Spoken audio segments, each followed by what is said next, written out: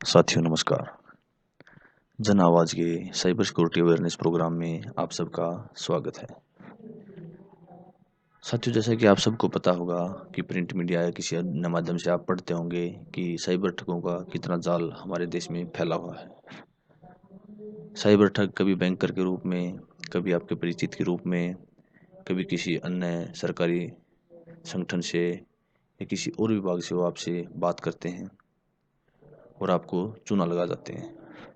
तो हमने एक सीरीज लेके आए हैं। सबसे पहले तो हम बताएंगे कि साइबर ठगों से बचने के लिए आपको क्या-क्या सावधानियां रखनी चाहिए।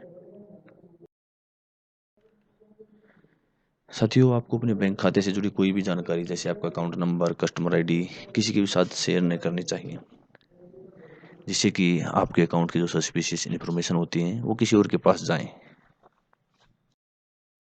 आपका जो डेबिट कार्ड होता है, एटीएम होता है, साथ ही साथ क्रेडिट कार्ड का जो फोटो होता है आप आपके दोस्त के साथ या किसी और के साथ शेयर कर देते हैं। साथ ही साथ जो क्रेडिट कार्ड या डेबिट कार्ड के पीछे जो 3 अंकों का जो सीएसवी पिन होता है वो वो आप किसी के साथ शेयर कर देते हैं। आप ये सोचते हैं कि आपके पास ओटीपी आएगा तभी आपकी ट्रांज़ैक्शन सक्सेसफुल होगी। दोस्तों मैं आपको एक चीज़ बताना चाहता हूँ, आपके पास ओटीपी आने की ज़रूरत ही नहीं है। साइबर ठगों के पास इतने आधुनिक तरीके हैं कि वो आपको केवल डेबिट कार्ड के अंकों से आपकी डेबिट कार्ड एक्सपायर कब हो रहा है, एक्सपायर डेट और आपके सीवी कोड से ही आपके अकाउंट से पैसे साफ कर सकते हैं। इसलिए आप अपना जो डेबिट कार्ड है या क्रेडिट कार्ड है उसका फ़ोटो या उनकी संख्या, उसका साथ ही साथ उसका सीएसवी पिन है, किसी को भी ना बताएँ।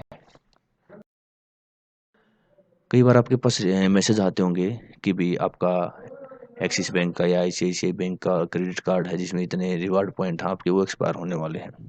तो आपके पास ऐसा कोई भी मैसेज आता है तो उसके झांसे में ना आएँ।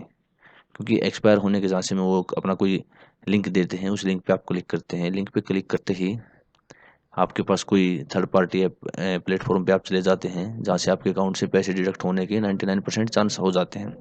इसलिए इनके में झांसे में ना आएँ और कोई भी थर्ड पार्टी एप्लीकेशन से हमारा तात्पर्य यहाँ पे है, जो भी mobile application Google play store पर या आईओएस प्ले स्टोर पर नहीं है, उसको आप कोई भी डाउनलोड न करें। अगर आपको बैंक कार्य से जुड़ी कोई भी समस्या है या आपका बैंक कार्य से रिलेटेड कोई सुझाव है, तो आप केवल उन्हीं फ़ोन नंबरों पर कॉल करें जो फ़ोन नंबर आपके एटीएम पे या आपके क्रेडिट कार्ड पर या आपकी पासबुक पर लिखे हुए हैं। इसके अलावा आपके पास अगर कोई कॉल आता है, वो आपको बताता है कि हम आपकी परेशानी दूर करेंगे और हम बैंक आपके बैंक से बोल रहे हैं, तो आप उस पर यकीन ना करें, तो आपके लिए वो बेहतर रहेगा।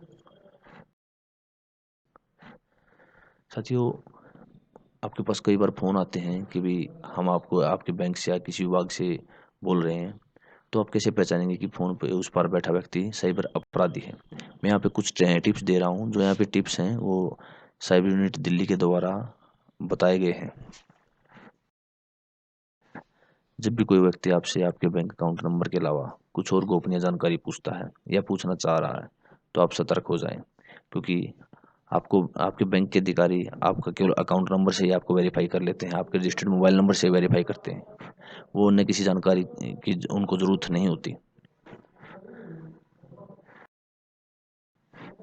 अगर कोई व्यक्ति आपसे आपके डिजिटल वॉलेट जैसे आपका गूगल पे आप यूज़ करते हैं, फ़ोन पे यूज़ करते हैं, पेटीएम यूज़ करते हैं, तो उस वॉलेट से जुड़ी जानकारी चाह रहा है, तो आप सतर्क हो जाएँ, वो व्यक्ति निश्चित ही साइबर अपराधी है। कोई व्यक्ति आपके डिजिटल वॉलेट पर भेजे गए लिंक पर क्लिक करने कह रहा।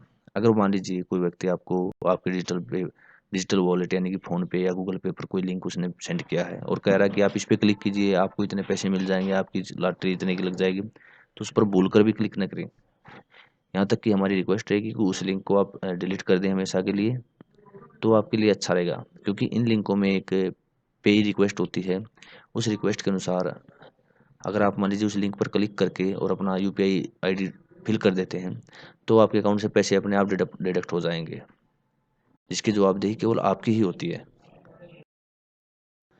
अगर कोई व्यक्ति फ़ोन कॉल पर आपको ये कह रहा है कि वो जानता है, जैसे आपको कहे कि दोस्त क्या हाल है आपके? बहुत दिनों बाद आपसे बात हुई है। आप हो सकता है आप शर्मिंदगी के कारण कि भई हाँ, मैं तो नहीं जानता, क्या पता कौन हो? आप उससे कहें कि हाँ, भई आप उसे एक तरह से बात करें। फ्लो में आप उसको कहें कि हाँ ठीक है, मैं जानता हूँ आपको, बहुत दिनों बाद याद बात हुई आपसे। तो इस तरह के साइबर अपराधी इस तरह के भी अपने तरीके अपनाते हैं। ठीक है, साथ ही साथ वो अगर पैसे के लेन-देन से जुड़ी उनको कोई समस्या है कि भई मेरे पास पैसे नहीं आ रहे, अब मैं आपके अकाउंट में भिजवा देता हूँ, तो इन बातों में ना आएँ, इस झांसे में ना आएँ।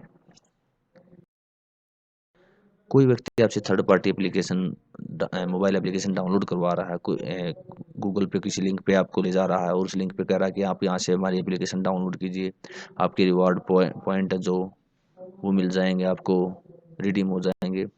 तो इस तरह से कोई भी एप्लीकेशन डाउनलोड मत कीजिए। कोई भी व्यक्ति आपकी मदद करने के बहाने आपको एनीडेस्क या इसके अलावा कोई अननेसेसरी एप्लीकेशन डाउनलोड करवा रहा है। देखिए, मैं आपको एक चीज़ बताना चाहूँगा कि एनीडेस्क सबसे पहले पीसी के लिए पर्सनल कंप्यूटर या लैपटॉप के लिए ही आई थी। ठीक है? एनीडेस्क क्या होता है? एनीडेस्क से दूर बैठा व्यक्ति, चाहे वो कहीं भी, आपके मोबाइल में उसने कोई ऐप डाउनलोड करवा दी है और आपने उसको अप्रूवल दे दिया है, तो दूर बैठा हुआ व्यक्ति आपके मोबाइल पर आपका कंट्रोल वो देख रहा है कि आप क्या प्रेस कर रहे हैं, आपने क्या पिन डाला है। ठीक है? तो कोई भी एनीडेस्क या कोई स्क्रीन शेयर एप्लीकेशन जो होते हैं एनीडेस्क की तरह, वो कोई भी डाउनलोड मत कीजिए। या कोई व्यक्ति आपको ऐसे ऑफ़र दे रहा है जो कि तर्कसंगत नहीं है। यहाँ पे हमारा तात्पर्य ये है कि मान लीजिए कोई कह रहा है कि 10वीं पास को हम जॉब दे रहे हैं, जो 50,000 रुपए महीना कमाएँगे, तो ज़ाहिर-सी बात है कि ऐसी जॉब कहाँ है? या कोई कह रहा है कि आपकी लॉटरी निकली है, जबकि आपने आज तक लॉटरी का कोई टिकट तक नहीं खरीदा है। या फिर इसके अलावा कोई कह रहा है कि आपका फ़ोन पे में इतने की लॉटरी लेके निकली है, आपके रिवॉर्ड पॉइंट हैं इतने, वो इतने रुपए के हैं, 1000 रुपए के हैं, जितने भी हैं, जो आपको एक तरह से झांसे मिले। तो इस तरह से आप झूठे लोभ लालच में भी मत फँसिएगा। कोई व्यक्ति आपको किसी जानकार की मुसीबत में होने का दावा करके आपसे डिजिटल वॉलेट में पैसे भेजने की बात करता है। कई बार हमने देखा है कि कोई व्यक्ति कहता है कि भई आपके जानकार हैं, इन्होंने आपका नंबर मेरे को दिया है और ये हॉस्पिटल में एडमिट हैं और आप जल्दी से जल्दी मेरे अकाउंट में इतने पैसे ट्रांसफ़र कर दीजिए ताकि मैं इनका ट्रीटमेंट करवा सकूँ। तो आप कोशिश कीजिएगा, अगर मान लीजिए हो सकता है कि आपको लगे कि हाँ, उसकी बातों में सच्चाई है, तो आप इंटरनेट पे हॉस्पिटल के नंबर हैं, साथ ही साथ आप उस हॉस्पिटल के ही अकाउंट नंबर में पैसे भेजिए। आप उनसे कहिए कि मैं वहाँ पे भेज रहा हूँ और हम वहाँ पे पहुँच रहे हैं। कई बार ऐसे भी हमने देखे हैं, साइबर फ्रॉड हुए हैं कि भई आपके जानकार हैं, जो हॉस्पिटल में एडमिट हैं, आप जल्दी से पैसे भेज दीजिएगा, एक्सीडेंट हो चुका, और लोग वहाँ पे भावना में बह के पैसे ट्रांसफ़र कर देते हैं। साथियों, जल्द ही हम एक साइबर अपराध पर एक सीरीज़ लेके आ रहे हैं, जिसमें हम आपको बताएँगे कि साइबर ठगी के जो अपराधी होते हैं, उनका मोडस ऑपरेंडी सिस्टम क्या होता है? किस तरह से वो आप लोगों को आसानी से अपना शिकार बना लेते हैं? जो केस होंगे, वो दिल्ली साइबर सेल यूनिट के द्वारा सोल्व किए होंगे। उनमें हम बताएँगे कि किस तरह से इन अपराधियों को पकड़ा है, किस तरह से इन्होंने कितने-कितने अपराध किए हैं, किन-किन लोगों को चीट किया है। साथ ही साथ इससे होने वाले खतरों के बारे में भी आपको हम आगाह करेंगे।